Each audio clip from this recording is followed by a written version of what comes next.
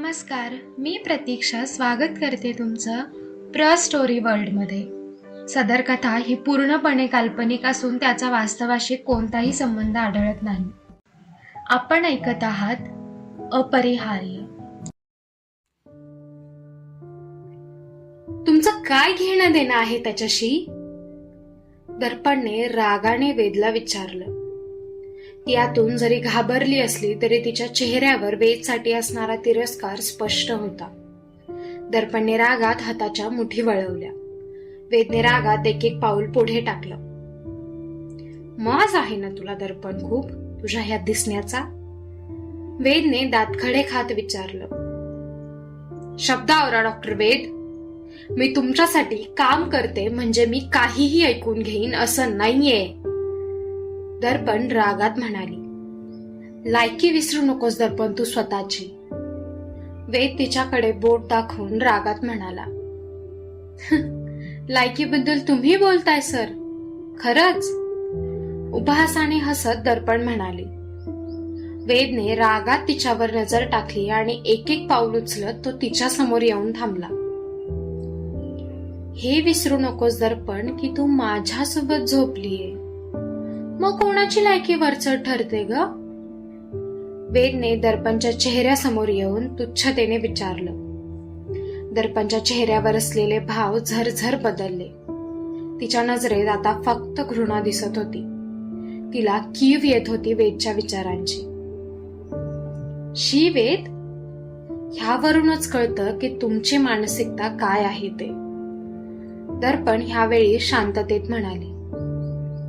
तुला पाहायचं आहे का माझी मानसिकता काय आहे ते? म्हणत वेदने तिचा हात घट्ट पकडला. दर्पणने पटकन तिथे असणाऱ्या कॅमेऱ्याकडे पाहिलं, पण वेद असा उभा होता की त्याची कृती त्या कॅमेऱ्यामध्ये स्पष्ट दिसणार नाही. वेदने तिच्या हातावर असलेली पकड घट्ट केली. तुला तोंड दाखवायला जागा ठेवणार नाही मी दर्पण. वेद ओठांचे कोपरे वर करत म्हणाला. दर्पणने त्याच्याकडे पाहिलं तेच त्याने तिचा हात मुरगळला.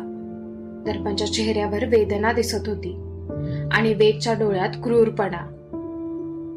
काय सुरू आहे डॉक्टर राव? मागून पुरुषी आवाज आला तसा वेदने दर्पणचा हात सोडला. अरे डॉक्टर भोसले, तुमची सर्जरी होती ना आत्ता? वेदने मागे वळत विचारलं. होती ना, पण मला हे विचारायला आवडेल की तुम्ही ओपीडी मध्ये काय करताय? हातातले ग्लोव्स काढत मौर्यने विचारलं. मौर्याची नजर तीक्ष्ण झाली जेव्हा त्याने दर्पणला हातात हात पकडताना पाहिलं. मौर्यने एक नजर तिच्याकडे टाकली आणि एक वेदकडे. असंच आलं होतं राऊंडवर. वेद अडखळत म्हणाला. राऊंडवर? पेशंट सोडून? मौर्याने बारीक डोळे करून विचारलं. हो, म्हणजे मी आलो तेव्हा पेशंट्स नव्हते ना. वेद आता सारवासारव करत होता. पण आता तर आहेत ना? मौर्याने भुवई उंचावून विचारलं. हो, निघालोच होतो मी. वेद आता घाई करत म्हणाला. निघा मग. मौर्य दरवाजाकडे हात करत म्हणाला. वेद बाहेर निघून गेला आणि दर्पण खुर्चीत बसली. ती हताशपणे समोर पडलेल्या पेनला पाहत होती. मौर्य तिच्या जवळ आला आणि त्याने तिचा हात हातात घेऊन पाहिलं. मौर्याचा स्पर्श झाला तशी दर्पण दचकली आणि तिने हात परत मागे ओढून घेतला. ठेवून द्यायची नाईक, मौर्य रागात म्हणाला. दर्पण काहीच म्हणाली नाही. मौर्याने तिला असं शांत पाहिलं आणि त्याचा राग निवळला. डॉक्टर राव, तो का तुम्हाला एवढा त्रास देतोय? मौर्याने अचानक विचार करून तिला विचारलं. काही नाही. तुमची सर्जरी होती ना? दर्पणने विषय बदलत विचारलं. होती ना, पण कॅन्सल झाली. पेशंट स्टेबल नाहीये ना त्यामुळे, मौर्य म्हणाला. अच्छा, म्हणत तिने मान डोलावली. मौर्य जेव्हा सर्जरीसाठी गेला तेव्हा त्याला कळालं की आता सर्जरी होऊ शकत नाहीये. तो हॉस्पिटलच्या बाकी मजल्यावर जाणार तेच त्याचा फोन वाजला. त्याने पाहिलं तर समर त्याला कॉल करत होता. फोन उचलून तो काही वेळ बोलला आणि रागात सरळ ओपीडी कडे निघाला. समरने त्याला सांगितलं होतं की वेद नक्कीच दर्पणला त्रास देतोय आणि त्याचं दर्पण सोबत राहणं गरजेचं आहे. म्हणून मौर्य घाईने तिथे आला होता. डॉक्टर राव, अत्याचार करणाऱ्यापेक्षा तो सहन करणारा सगळ्यात जास्त मोठा गुन्हेगार असतो, एवढं लक्षात ठेवा. गोष्टी हाताबाहेर जाण्याआधीच आवरा. मौर्य तिला पाहून शांतपणे म्हणाला. दर्पण मान डोलावत म्हणाली. तिच्या डोक्यात वेदचे शब्द फिरत होते. त्याने ज्या प्रकारे तिच्या चारित्र्यावर शिंतोडे उडवले होते ते विसरणं थोडं अवघड जाणार होतं तिला. तिने हताशपणे मान डोलावली आणि उठून फ्रेश व्हायला गेली. हाय, बोल ना. फोन कानाला लावत दर्पण म्हणाली. सॉरी बेटा, पण तुला न सांगता मी काहीतरी केलं आहे. आई पलीकडून म्हणाली. काय केलं आहे आई? दर्पणने गोंधळून विचारलं.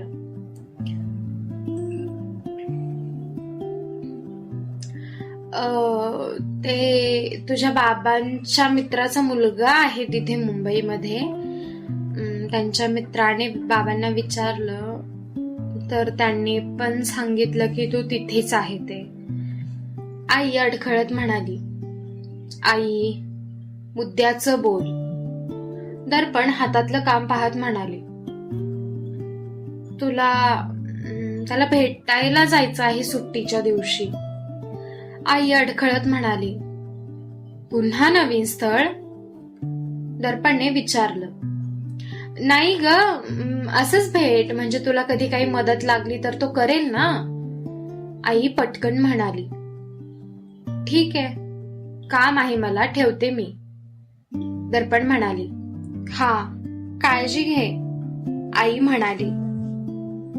आई, एक मिनिट. बाबांचे मित्र आहेत ना इथे हॉस्पिटल जवळ? दर्पणने विचारलं. हो आहेत ना. का ग? आईने विचारलं. फ्लॅट किंवा रूम आहे का विचार ना भाड्याने. दर्पण घाईने म्हणाली. का ग? आईने विचारलं. ह्या घर मालकांनी घर खाली करायला सांगितलं आहे मला. सविस्तर नंतर सांगेल मी तुला, आता फक्त विचारून कळव मला. दर्पण म्हणाली. हो, सांगते मी तुला. आई म्हणाली. चल बाय, म्हणत तिने फोन पण ठेवला. दर्पणने स्वतःला विचारापासून दूर ठेवण्यासाठी कामात बुडवून घेतलं होतं. तिने वेद पासून पण स्वतःला दूर ठेवलं होतं, कारण दुपारी जे काही घडलं ते परत घडायला नको होतं तिला. तिच्या सुरक्षेचे आदेश तर आपण दिले आहेत, पण का दिले आहेत ते कळेल का? जोव म्हणजे हेराच्या नवऱ्याने विचारलं. जोव, वेळ आल्यावर सगळं सांगेल. हेरा विचार करत म्हणाल्या. म्हणजे मौर्य आणि दर्पणचं भेटणं योगायोग नव्हता तर? जोवने विचारलं.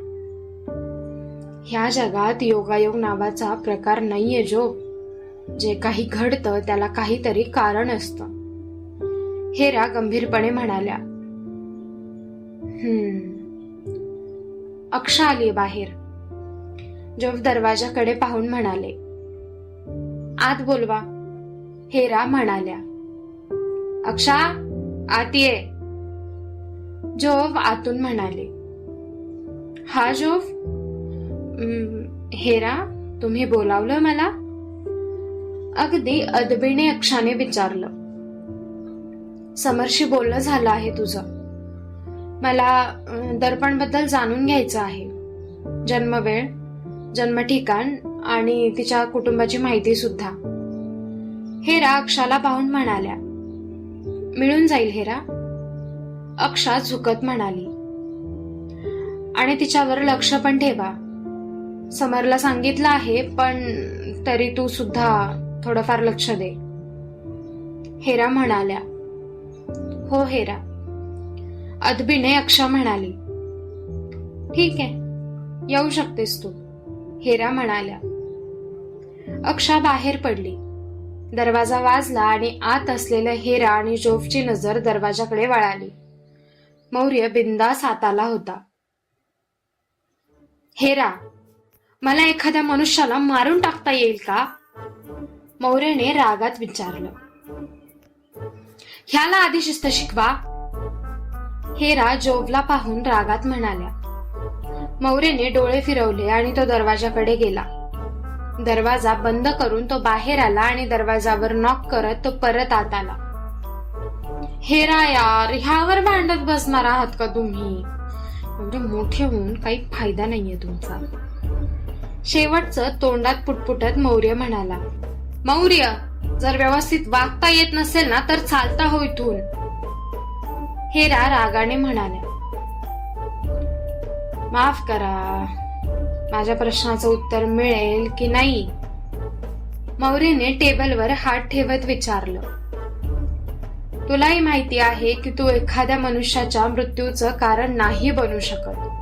तुझं काम आहे मृत्यू आधी दिलेल्या व्यक्तींच्या गुन्ह्याची यादी जमा करणं. हेरा त्याला पाहून म्हणाल्या. हा, मग ते तर मी करत आहे ना. मला माझी पोस्ट वाढवून हवी आहे आता. मौर्य हट्ट करत म्हणाला. मौर्य, आत्ताच एक शिक्षा पूर्ण केली आहेस तू आणि आता अजून काही डोक्यात भरून घेऊ नकोस बरं. जोफ त्याला पाहून म्हणाले. मग समरला का अधिकार आहे मृत्यूचा? मौर्याने जोफला पाहून विचारलं. कारण तो उठसूट जीव घेत नाही फिरत. राक्षसी लोकांचे जीव घेतो तो फक्त मौर्य. जोफ त्याला समजावत म्हणाले. मलाही हवी आहे ती परवानगी, फक्त एकदाच. मौर्य दोघांना पाहून म्हणाला. मौर्य, नाही. हेरा चिडून म्हणाल्या. बर. मौर्य शांत होत म्हणाला. कामं पडली आहेत ती उरकून घ्या आधी. मला दर्पणचे सगळे रेकॉर्ड्स हवे आहेत, चांगले कर्म आणि वाईट कर्म दोन्ही सुद्धा. हेरा त्याला पाहून म्हणाल्या. Okay ma'am. मौर्य कमरेत झुकत नसलेल्या अदबीने म्हणाला. निघू शकतोस तू. हेरा त्याला न पाहता म्हणाल्या. क्रूर लोक, एका माणसाचा जीव हवा आहे फक्त मला. फुटफुटत मौर्य तिथून बाहेर पडला. डोक्याला ताप आहे हा मुलगा, काहीतरी करा ह्याचं प्लीज. हेरा वैतागून जोबला म्हणाल्या तसे जोब हसले. ते सगळं ठीक आहे, पण दर्पणचे रेकॉर्ड्स का हवे आहेत? जोबने गंभीर होत विचारलं.